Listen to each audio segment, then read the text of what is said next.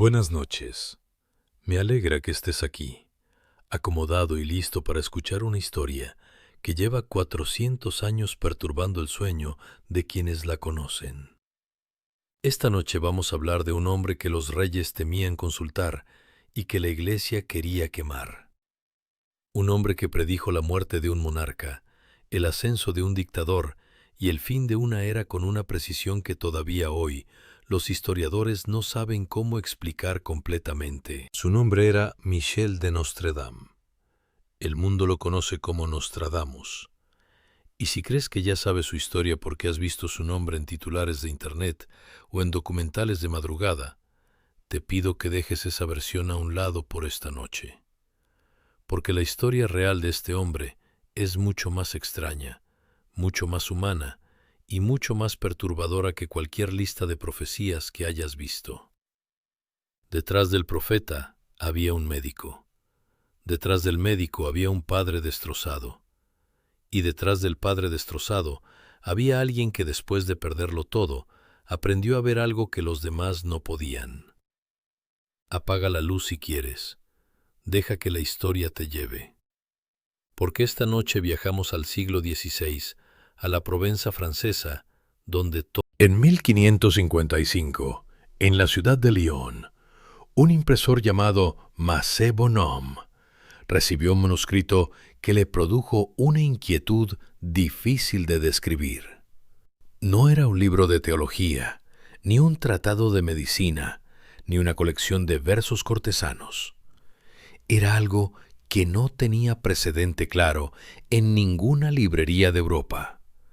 353 cuartetas, estrofas de 4 versos cada una, escritas en una mezcla de francés antiguo, latín, griego y provenzal que hacían casi imposible una lectura directa.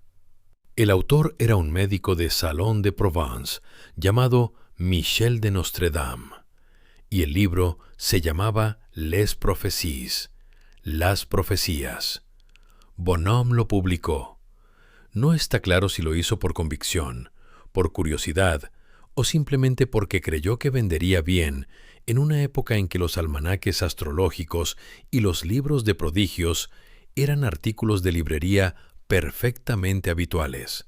Lo que sí está documentado es que el libro se vendió con una rapidez que ninguno de los dos, ni el impresor ni el autor, había anticipado. En cuestión de semanas, los ejemplares circulaban en París, en Burdeos, en Toulouse. Meses después, llegaban a las cortes de toda Europa, porque corrían rumores sobre lo que aquel hombre había visto. Rumores sobre profecías que hablaban de reyes muertos, de ciudades incendiadas, de guerras que todavía no habían comenzado. ¿Qué encontraban quienes leían aquel libro? Encontraban cuartetas como esta, la 10ª del primer siglo, escrita en ese lenguaje críptico y deliberadamente opaco que Nostradamus usaba siempre. En la jaula de hierro el león será puesto. El viejo rey caerá, no por su pueblo, sino por un joven feroz, que le hará llorar largo tiempo en una jaula de oro. Los lectores del siglo XVI no sabían qué hacer con esos versos. Los lectores del siglo XX creerían ver en ellos una descripción del rey Enrique II de Francia, muerto en un torneo por un lanzador joven. Los lectores del siglo XXI los interpretarían de otras 3 maneras completamente distintas. Esa ambigüedad, que algunos llaman debilidad y otros llaman astucia, es el corazón del misterio de Nostradamus. Pero hay profecías que resultan más difíciles de explicar como mera ambigüedad. La cuarteta 2-24 habla de un gran hombre nacido en Galia, de un hombre de baja extracción que fundará un nuevo imperio en el norte de Europa. Quienes la leyeron a finales del siglo XVIII vieron en ella a Napoleón Bonaparte, nacido en Córcega, de familia modesta, que construiría un imperio que dominó Europa entera. La cuarteta 3-35 describe a un gran jefe de cabellos negros que vendrá del este, que pondrá la cruz sobre el estandarte y destruirá 1000 pueblos. Los historiadores de mediados del siglo XX la leyeron como una descripción de Adolf Hitler, nacido en Austria, que impuso la cruz gamada sobre la bandera alemana. La cuarteta 10-72 menciona una gran ciudad incendiada por el fuego del cielo, en el mes séptimo del año 1999. Algunos la interpretaron como el 11 de septiembre de 2001, ajustando el año y el mes con una flexibilidad que los escépticos señalan como el problema central de todas estas interpretaciones. ¿Eran visiones reales? Era un sistema de escritura tan deliberadamente ambiguo que cualquier evento importante de la historia humana podía encajar en alguna de sus 353 cuartetas. La pregunta lleva 400 años sin respuesta definitiva, y para intentar acercarnos a ella necesitamos conocer al hombre que las escribió.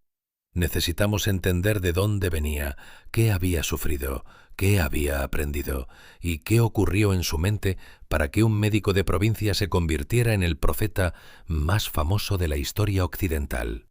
Para eso debemos viajar a la Provenza francesa del año 1503, donde una familia guardaba un secreto que podía costarle la vida. Michel de Nostredame nació el 14 de diciembre de 1503 en Saint-Rémy-de-Provence, una ciudad pequeña del sur de Francia rodeada de campos de lavanda y olivares. Era el mayor de 5 hermanos, hijo de un notario llamado Jaume de Nostredame y nieto, por línea materna, de un hombre llamado Jean de Saint-Rémy. Ese abuelo materno, que sería uno de los personajes más influyentes en la formación intelectual del joven Michel, era médico del rey René I de Provence. Hombre culto, políglota y de mente extraordinariamente abierta para su época. Pero era también portador de un secreto que en la Europa del siglo XVI podía costar la vida. La familia Nostredame era judía. No abiertamente judía, naturalmente. Hacía décadas que eso habría sido imposible en Francia. La familia se había convertido al catolicismo en circunstancias que los documentos históricos no describen con completa claridad, pero que los historiadores ubican en el contexto de las conversiones forzadas que afectaron a las comunidades judías de Provenza durante el siglo XV. Se llamaban conversos, o en el lenguaje de la Inquisición española, que resonaba con fuerza en toda Europa, marranos, un término cargado de desprecio que designaba a los judíos convertidos al cristianismo, cuya sinceridad de conversión era permanentemente sospechosa a ojos de las autoridades eclesiásticas. Vivían en ese territorio incómodo entre dos mundos, bautizados y formalmente católicos, pero portadores de una herencia cultural y religiosa que no podían borrar del todo y que cualquier denuncia ante la Inquisición podía convertir en motivo de proceso. En ese contexto de secreto necesario, los abuelos de Michel tomaron una decisión que marcaría profundamente la infancia del niño. Lo instruyeron ellos mismos en materias que ningún maestro público podría haberle enseñado sin riesgo. El abuelo Jean le enseñó latín, griego, hebreo y matemáticas básicas, pero también le transmitió conocimientos que circulaban en la tradición intelectual judía y que en la Europa cristiana del siglo XVI eran directamente peligrosos: nociones de astrología, de cábala, de hermetismo, de la tradición de lectura alegórica de textos sagrados que los sabios judíos medievales habían desarrollado durante siglos. Michel aprendía de noche, en el despacho del abuelo, con la conciencia de que lo que estaba recibiendo era valioso precisamente porque estaba prohibido.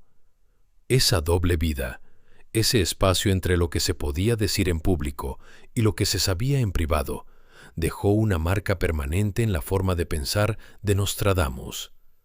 Aprendió muy pronto que el conocimiento peligroso necesita envoltura, que la verdad demasiado directa puede matarte, que hay formas de decir las cosas que permiten al que quiere entender que entienda y al que no quiere entender que pase de largo. Décadas después, Cuando comenzara a escribir sus profecías, utilizaría exactamente esa misma lógica, un lenguaje deliberadamente opaco que protegía al autor al tiempo que fascinaba al lector. No era un accidente de estilo, era una estrategia aprendida en la infancia. Ese niño aprendió dos cosas que jamás olvidaría: que el conocimiento puede salvarte la vida y que también puede destruirte. Solo depende de cómo lo muestras. En 1519, con 16 años, Michel de Nostredame fue enviado a la Universidad de Aviñón a estudiar humanidades. En 1522, ingresó en la Facultad de Medicina de Montpellier, que era, en ese momento, una de las 2 o 3 universidades de medicina más prestigiosas de Europa.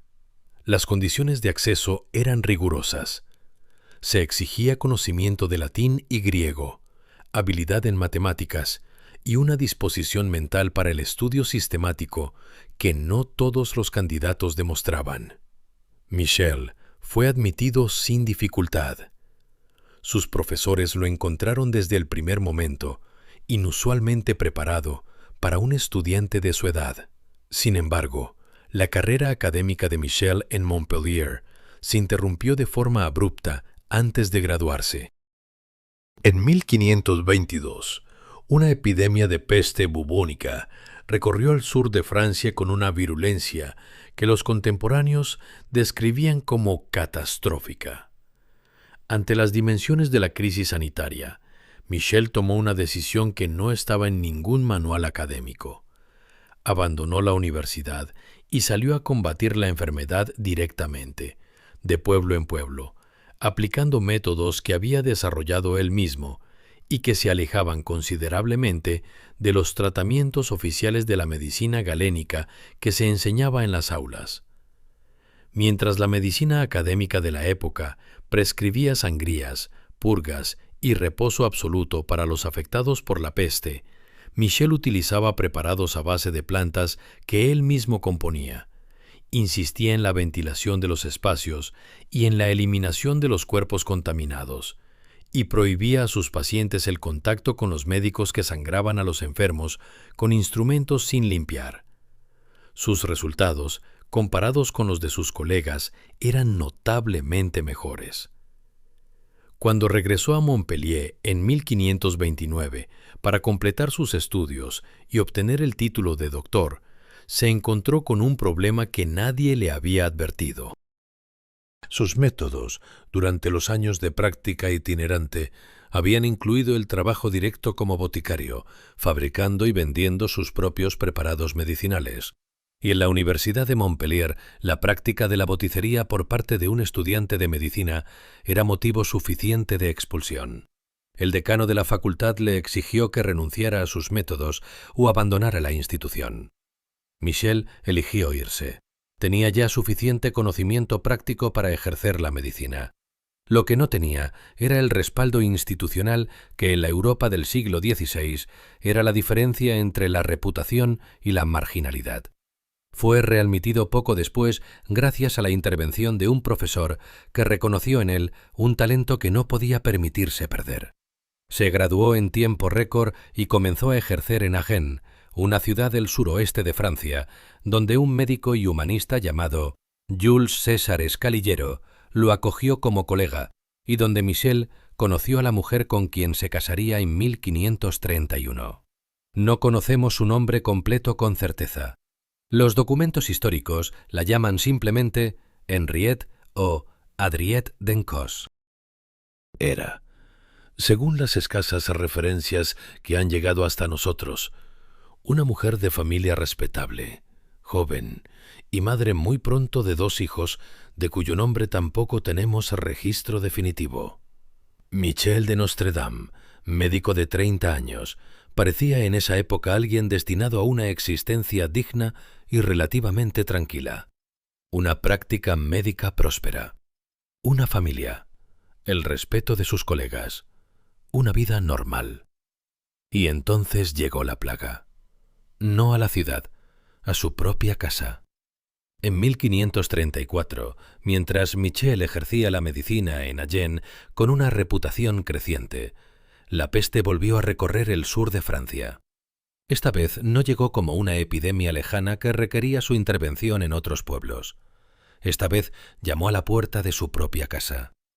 Su esposa enfermó primero, luego sus 2 hijos pequeños. Michel, que había salvado a centenares de personas de aquella misma enfermedad, no pudo salvar a los 3 seres que más amaba. Los perdió en el curso de pocos días, quizás de una sola semana, en una secuencia de muertes que cualquiera que haya perdido a un ser querido puede imaginar, pero que, multiplicada por 3, en tan poco tiempo, produce un tipo de destrucción interior que no tiene nombre preciso en ningún idioma. El impacto de aquellas pérdidas sobre Michel fue de una profundidad que se refleja en todo lo que vino después. No fue solo el dolor natural del luto, aunque ese dolor fue sin duda enorme. Fue también, y quizás sobre todo, el golpe a su identidad profesional más fundamental. Él era el hombre que había salvado a los enfermos de la peste cuando los demás fracasaban. Había sacrificado su carrera académica para salir a combatirla. Había desarrollado métodos propios, había arriesgado su reputación, había rechazado la medicina oficial cuando creía que estaba equivocada. Y no había podido salvar a su propia mujer ni a sus propios hijos. Era el tipo de fracaso que no solo duele, es el tipo de fracaso que hace que uno deje de saber quién es. Las consecuencias prácticas no tardaron en sumarse al desastre emocional. En la Europa del siglo XVI, la muerte de la familia de un médico por la misma enfermedad que ese médico pretendía curar era, desde el punto de vista de la reputación profesional, casi un argumento contra su competencia.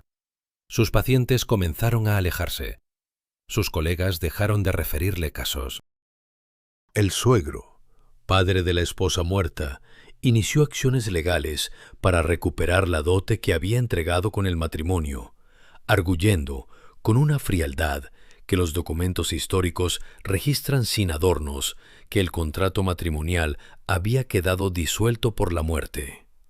Michel perdió la práctica, perdió el dinero, perdió el estatus, y su antiguo amigo y mentor, el humanista Scaliger, rompió la relación con él en circunstancias que los biógrafos no han explicado con certeza completa, pero que parecen relacionadas con alguna disputa intelectual o personal que no dejó documentación directa.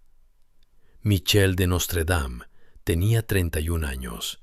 Había perdido a su familia, su práctica médica, su dinero, su reputación y su principal vínculo de amistad intelectual en el curso de pocos meses. Lo que hizo a continuación es lo que define a ciertas personas en los momentos más oscuros. Desapareció, no metafóricamente, físicamente. Dejó Agen, dejó el sur de Francia y comenzó un peregrinaje que duraría casi 10 años y del que los documentos históricos conservan solo rastros fragmentarios. Sabemos que estuvo en varias ciudades del sur de Francia. Hay indicios de que viajó a Italia. Hay referencias vagas a contactos con personajes de conocimiento poco ortodoxo en Borgoña y en el norte de la península ibérica. Pero la imagen completa de esos años no existe en ningún archivo. Nadie registró a dónde fue Michel de Nostredame entre 1534 y 1545. Solo sabemos que cuando regresó era una persona completamente diferente. Los 10 años que Nostradamus pasó viajando por Europa después de la muerte de su familia son el período más misterioso de su biografía y, probablemente, el más decisivo para comprender lo que vino después. No existe una narración completa y verificada de esos años.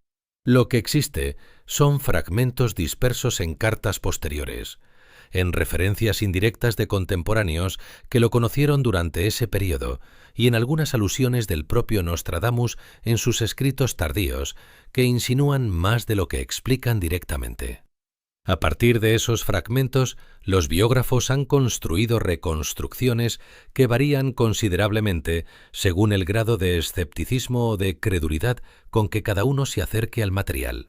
Lo que parece razonablemente documentado es que Michel continuó ejerciendo la medicina de forma itinerante durante parte de ese periodo. Hay registros de su presencia en Marsella, en Burdeos, en Toulouse, ciudades donde trató epidemias de peste con los métodos que había desarrollado y que seguían produciendo resultados mejores que los de la medicina oficial.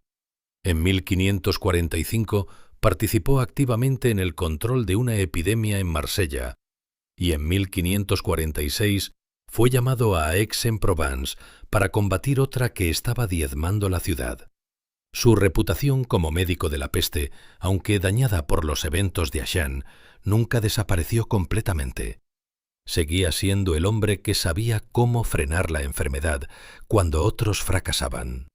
Pero más allá de la medicina, los años de peregrinaje parecen haber llevado a Michel a contactar con personas y tradiciones de conocimiento que no figuraban en ningún currículo universitario europeo.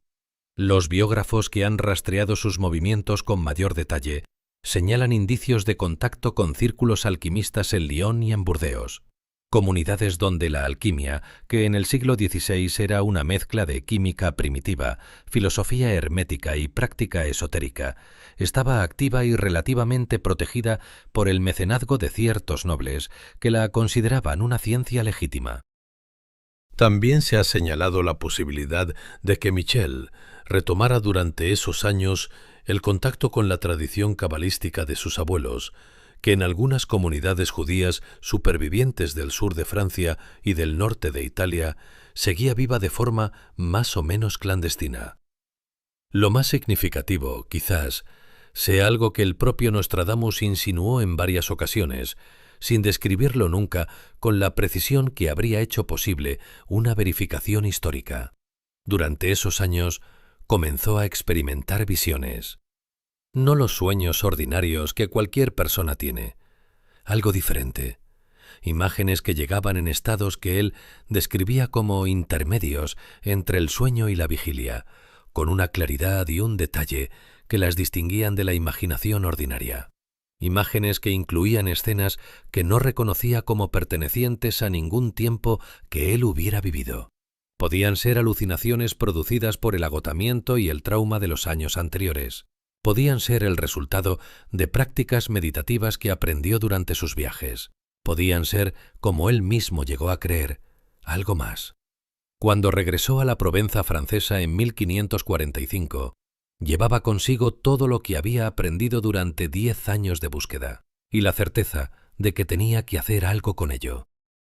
En 1547, Nostradamus se instaló definitivamente en Salon de Provence, una ciudad de tamaño mediano en el sur de Francia que no era especialmente notable desde ningún punto de vista particular, pero que ofrecía lo que él necesitaba en ese momento: anonimato relativo, una comunidad lo suficientemente grande para ejercer la medicina con clientela suficiente, y la distancia de las principales ciudades universitarias donde su historia pasada era conocida. Ese mismo año se casó por segunda vez con una viuda llamada Anne Ponsard, que le daría 6 hijos en los años siguientes y que administraría la vida doméstica del hogar con una eficiencia que permitía a Michel dedicar las noches, después de los deberes médicos del día, a los trabajos que estaba comenzando a considerar su verdadera misión. Porque Nostradamus había tomado una decisión durante los años de peregrinaje que ahora comenzaba a ejecutar de forma sistemática. Las visiones que había experimentado no iban a quedar en silencio, iban a ser escritas. No con la claridad peligrosa de un texto que cualquier inquisidor pudiera leer y entender, sino con el lenguaje críptico que su abuelo le había enseñado décadas atrás. Mezcla de idiomas, anagramas, simbolismo astrológico, referencias que solo el que supiera leer a varios niveles simultáneos podría descifrar. El método de trabajo que desarrolló para producir sus visiones era, según las descripciones que él mismo dejó en algunos de sus escritos, una práctica de trance semiestructurada. Se sentaba de noche ante un recipiente de agua o de llama, concentraba la atención y esperaba. Lo que venía después era lo que escribía en sus cuartetas. Si eran imágenes reales del futuro, producto de alguna capacidad que la ciencia no ha terminado de explicar, es la pregunta que ha ocupado a 4 siglos de lectores. Lo que es indudable es que el proceso era sistemático, disciplinado y repetible. Nostradamus no escribía las cuartetas en ningún orden narrativo coherente. Las mezclaba deliberadamente, intercalando visiones de épocas diferentes, sin ninguna clave que permitiera al lector determinar qué cuarteta correspondía a qué período histórico. Era otra capa de protección. Incluso si la Inquisición le exigía explicar el contenido de sus textos, él podía argumentar que ni él mismo sabía con certeza a qué períodos o eventos específicos se referían sus visiones. En 1550 publicó su primer almanaque, que incluía predicciones para el año siguiente en un formato que era perfectamente convencional para la época. Los almanaques astrológicos eran artículos comunes en las librerías europeas del siglo XVI, y la Iglesia los toleraba siempre que no pretendieran el tipo de visión divina, que era prerrogativa exclusiva de los profetas bíblicos reconocidos. El almanaque de Nostradamus se vendió bien. El del año siguiente también. Y en 1555, armado con el éxito de sus almanaques y con años de cuartetas acumuladas, publicó en Lyon el libro que cambiaría su vida y que seguiría cambiando la de los lectores 4 siglos después de su muerte. La publicación de las primeras centurias en 1555 produjo en Europa un efecto que el propio Nostradamus no había calculado con precisión. Los almanaques eran una cosa, un libro de profecías permanentes que pretendía hablar no de un año, sino de siglos enteros. Era algo cualitativamente diferente. Y en las cortes europeas, donde los astrólogos y adivinos eran figuras habituales en el entorno de los poderosos, el libro fue leído con una atención que no era del todo académica. Había reinas que querían saber lo que Nostradamus veía sobre sus familias, y había una reina en particular que tenía razones muy concretas para querer esa información. Catalina de Médici, reina consorte de Francia como esposa de Enrique II, era una mujer de inteligencia política extraordinaria y de una superstición personal que sus biógrafos han documentado ampliamente. Mantenía en su corte a varios astrólogos, consultaba regularmente a videntes y adivinos y seguía con una atención obsesiva cualquier predicción que pudiera afectar a la familia real. Cuando leyó las centurias de Nostradamus, o cuando alguien de su entorno las leyó por ella, encontró cuartetas que la perturbaron. Cuartetas que parecían describir con inquietante especificidad circunstancias que tocaban muy de cerca a su familia. En 1556, Catalina de Médici convocó a Nostradamus a la corte de París. El viaje de Salón de Provence a París era largo y físicamente agotador para un hombre que ya sufría de artritis severa. Nostradamus realizó el viaje en verano. Llegó a la corte y fue recibido en una audiencia que no fue, según los escasos registros que han llegado hasta nosotros, la confrontación dramática que la imaginación popular tendería a construir. Fue una reunión privada, relativamente breve, en la que Nostradamus trazó los horóscopos de los 4 hijos varones de Catalina y respondió a las preguntas que ella le formuló con la misma ambigüedad calculada que caracterizaba sus escritos. Lo que le dijo exactamente no está registrado en ningún documento que los historiadores hayan podido verificar. Lo que sí está documentado es que Catalina quedó lo suficientemente satisfecha como para ofrecerle una compensación económica sustancial, y lo suficientemente perturbada como para que el encuentro dejara huella en los testimonios de varias personas de la corte que describieron su estado después de la audiencia. Lo que Nostradamus no le dijo completamente a Catalina, o lo que le dijo de una manera suficientemente oblicua como para que ella no pudiera estar segura de haberlo entendido bien, era lo que había visto sobre su marido, sobre el rey Enrique II.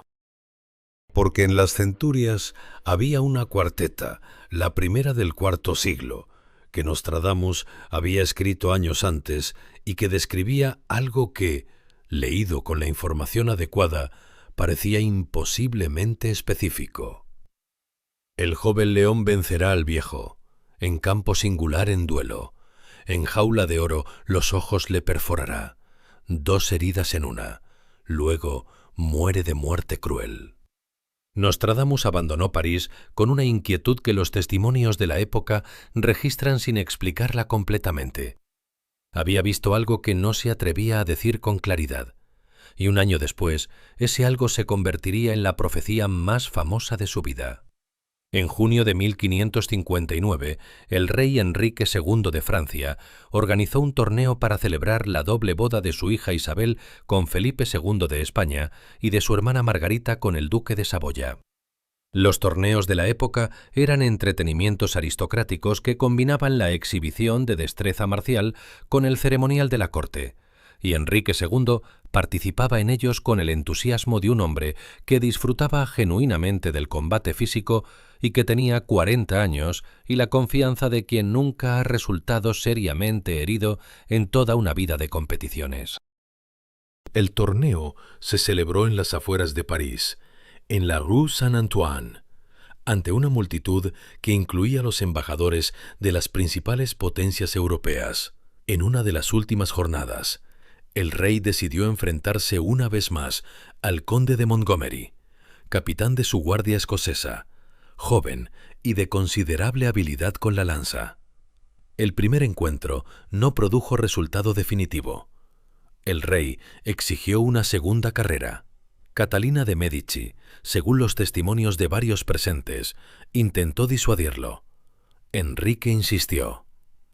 En la segunda carrera, la lanza de Montgomery impactó en el casco del rey, atravesó la visera y astillas de madera penetraron en el ojo derecho del monarca, con la mala fortuna de que algunos fragmentos llegaron también al ojo izquierdo y a la región temporal.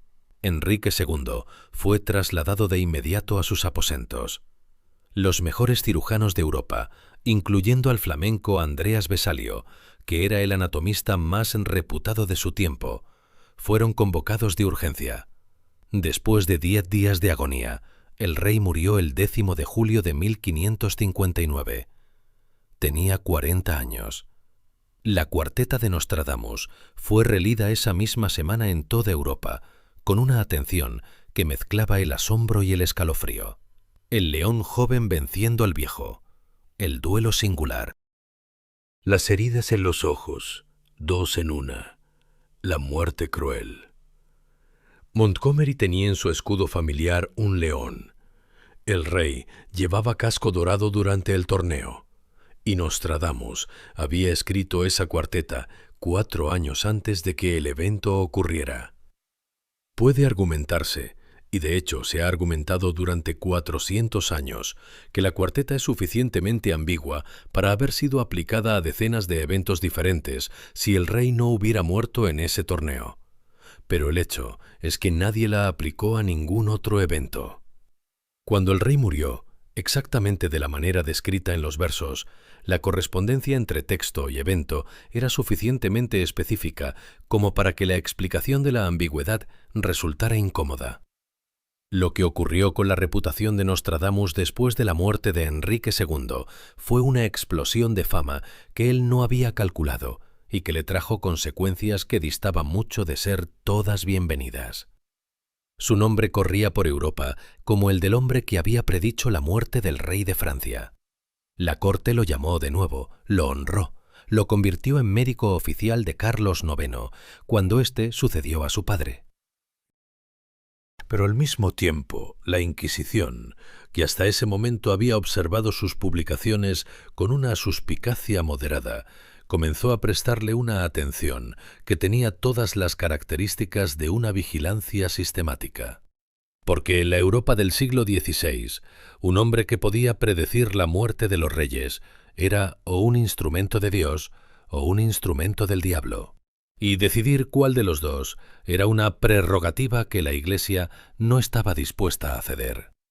Los años que siguieron a la muerte de Enrique II fueron para Nostradamus un equilibrio imposible que sólo alguien con su particular mezcla de inteligencia política e intuición de supervivencia podría haber mantenido durante tanto tiempo. Por un lado, la protección de la familia real era real y sustancial. Catalina de Médici lo necesitaba como consejero astrológico y no habría tolerado que la Inquisición lo procesara mientras ella tuviera poder para impedirlo. Por otro lado, la Inquisición tenía sus propios ritmos y sus propios precedentes, y la historia del siglo XVI estaba llena de ejemplos de hombres que habían creído estar suficientemente protegidos por el favor aristocrático para descubrir después que ese favor tenía límites que no se conocían hasta que se alcanzaban. Nostradamus gestionó esa tensión con una habilidad que sus biógrafos más críticos reconocen incluso cuando cuestionan la autenticidad de sus visiones. Multiplicó las referencias religiosas en sus escritos, dedicó volúmenes a la familia real con palabras de devoción que hacían difícil acusarlo de impiedad directa. Mantuvo la ambigüedad de sus cuartetas en un nivel que permitía siempre la interpretación más inocua. Cuando alguien le preguntaba qué significaba una cuarteta concreta, respondía con una circularidad que no afirmaba ni negaba, de manera que pudiera usarse como acusación. Aprendió, con el tiempo y con la experiencia, hasta dónde podía llegar sin cruzar el límite que convertiría la admiración en condena. Hay un episodio de ese periodo que ilustra con precisión el filo sobre el que vivía. En 1561, la Inquisición de Toulon abrió un expediente sobre Nostradamus, basado en una denuncia que lo acusaba de practicar artes prohibidas. La denuncia hacía referencia específica a algunas de sus cuartetas y a sus métodos de visión. Antes de que el proceso pudiera avanzar, la intervención directa de la corte de Catalina de Médici lo detuvo, no con un argumento jurídico, con el simple recordatorio de que Nostradamus era médico oficial de la familia real y que cualquier proceso en su contra requería una discusión que la reina no estaba dispuesta a tener en ese momento. El expediente fue archivado. Nostradamus escribió al canciller de la reina una carta de agradecimiento que los biógrafos describen como un modelo de discreción estratégica. Expresaba gratitud sin reconocer que había necesitado ser rescatado de nada. En esos años de gloria frágil y vigilancia constante, Nostradamus siguió escribiendo. Publicó las Centurias completas en su edición definitiva en 1568, 2 años después de su muerte, aunque la mayor parte del trabajo estaba terminado desde mediados de la década. En total, 942 cuartetas, distribuidas en siglos de 100 estrofas cada uno, con excepción del séptimo, que quedó incompleto por razones que nunca explicó. Cada cuarteta seguía siendo deliberadamente opaca. Cada una mezclaba referencias astrológicas con imágenes que podían pertenecer a cualquier época, y cada una, en la mente de quien las leía siglos después, podía convertirse en el espejo de un evento que ya había ocurrido y que buscaba su predicción retroactiva.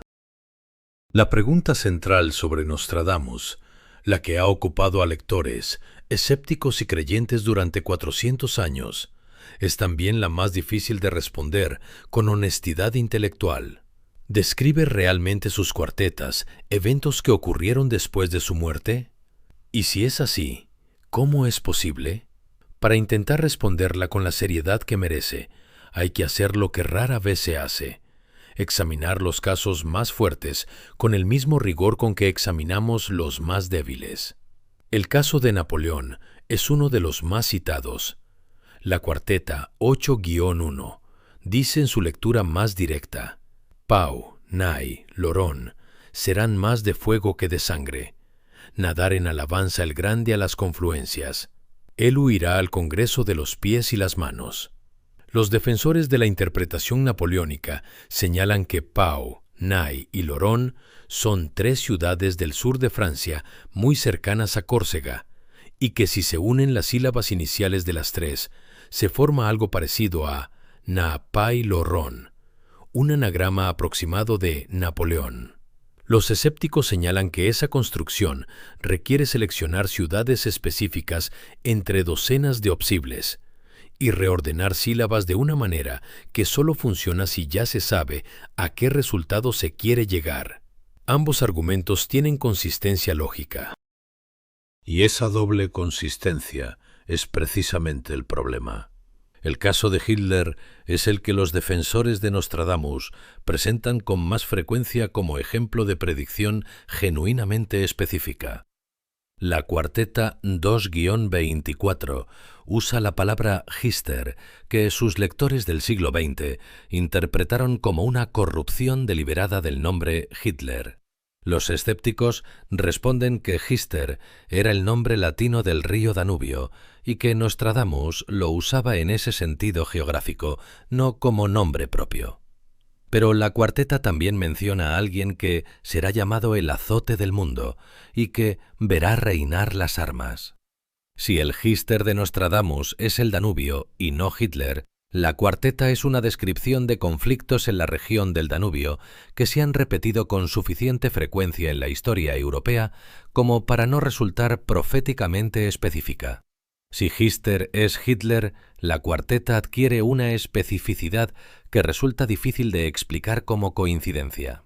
El problema es que no hay manera de determinar cuál de las dos lecturas es correcta.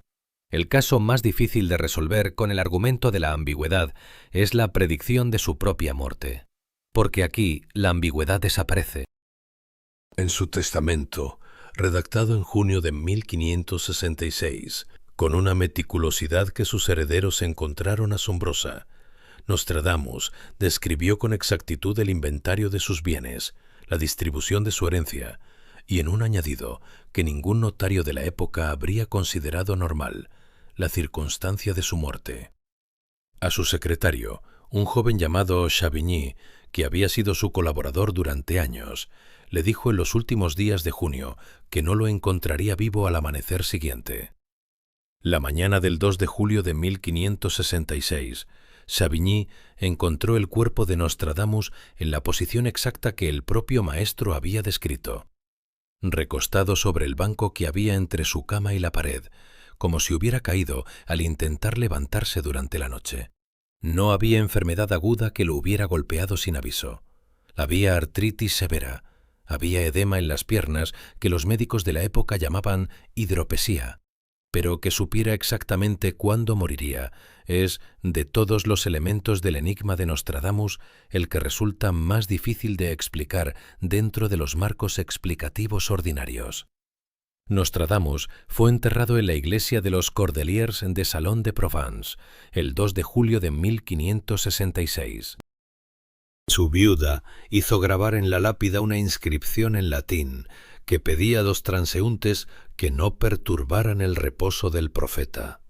Y según una historia que circuló desde poco después de su muerte y que los historiadores no han podido ni confirmar ni refutar con completa certeza, Nostradamus había dejado instrucciones específicas sobre lo que sucedería si alguien violara ese reposo. Había pedido que su cuerpo fuera enterrado en posición vertical, de pie, no horizontal como era la costumbre, para que nadie pudiera pisarlo. Y había dejado algo más, un documento sellado con instrucciones precisas de que no fuera abierto hasta una fecha específica. En 1791, durante los primeros años de la Revolución Francesa, un grupo de soldados del batallón de la Guardia Nacional de Marsella entró en la iglesia donde Nostradamus estaba enterrado. Lo que ocurrió exactamente esa noche es materia de debate histórico. Según la versión que se difundió y que los biógrafos posteriores recogieron, los soldados abrieron la tumba, quizás por curiosidad, quizás por la búsqueda de supuestos objetos valiosos que la leyenda de Nostradamus había acumulado alrededor de su figura. En el interior del ataúd, junto a los restos, encontraron una medalla y un pergamino. En la medalla estaba grabado el año 1791. En el pergamino había una advertencia: quien perturbara este reposo sufriría las consecuencias. El oficial que comandaba el grupo murió esa misma noche, según la versión más dramática de la historia, en un tiroteo fortuito que sus compañeros describieron como un accidente sin ninguna conexión aparente con la violación de la tumba. La historia puede ser completamente cierta, puede ser parcialmente verdadera con elementos añadidos por la tradición oral, o puede ser una leyenda construida retroactivamente para alimentar el mito de Nostradamus. Lo que es verificable es que los restos fueron trasladados a la iglesia de Saint-Laurent de Salon de Provence, donde permanecen hasta hoy, y que la medalla con la fecha y el pergamino forman parte de la leyenda de Nostradamus con la misma fuerza que sus cuartetas más citadas.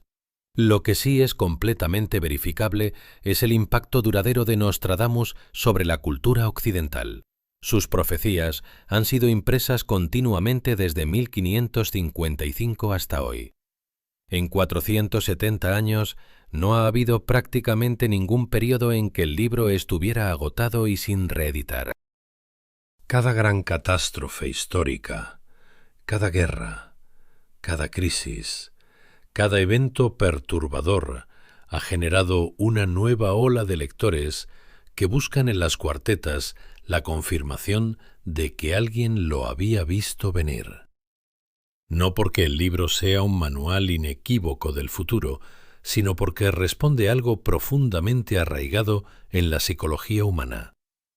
La necesidad de creer que el caos del mundo tiene un orden oculto que alguien, en algún momento, fue capaz de percibir. Hay una pregunta que vale la pena llevarse esta noche, mientras el sueño llega y los pensamientos se vuelven más lentos y más libres. ¿Qué habríamos perdido si Tesla hubiera sido un hombre más prudente? Si hubiera protegido mejor su dinero, si hubiera negociado con más astucia, si hubiera sido menos generoso con sus patentes y más desconfiado con sus inversores. Quizás habría muerto rico, quizás habría tenido familia, amigos, el tipo de vida que se considera exitosa en términos convencionales, y quizás el mundo eléctrico en que vivimos hoy habría tardado décadas más en llegar.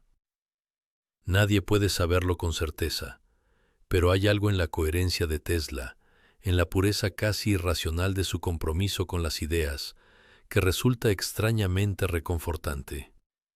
Nos dice que hay personas para las que el propósito es más real que el confort, y que esas personas, aunque el mundo no siempre lo sepa en el momento justo, terminan construyendo el futuro en que todos vivimos. Buenas noches, y que esta historia de luz, de traición y de genio los acompañe suavemente en su descanso.